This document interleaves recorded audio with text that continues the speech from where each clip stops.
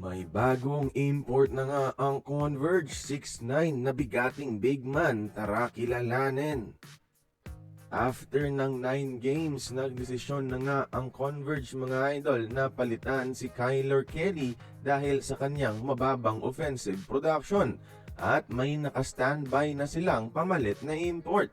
Ang 6'9 big man na si Donovan Smith na nakapaglaro na dito sa PBA bilang import ng Phoenix last season lang. At high scoring siya mga idol ha, 30 points per game yung average niya sa ating pambansang liga. Yung laruan niya mga idol, mala Jalen Johnson ng Rain or Shine. So, ball dominant na klase ng import talaga siya kumpara kay Kelly at mas gagawa ng sariling tira para sa sarili without the help of his teammates' playmaking.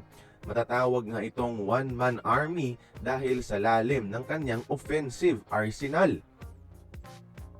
May hanggang Sabado 12 PM na palugit ang Converge para magdesisyon kung itutuloy nga ba si Donovan Smith at pauuwiin na si Kyler Kelly. Pero ang balita, nakatakda na kasing dumating sa ating bansa itong si Donovan Smith. 3 wins, 6 loss ang Converge ngayon at lahat ng laro nila must win para makapasok sila ng playoffs. So, kakailanganin talaga nila na buhatin ng isang import. Pero para naman kay Kyler Kelly mga idol, kahit uuwi siya, paldo pa rin naman siya dahil guaranteed ang kanyang kontrata sa Converge at may releasing fee pa siya na around 3 million pesos mga idol.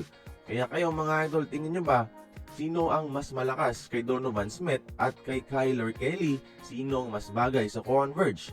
Join the conversation, magkomento lamang sa ibaba.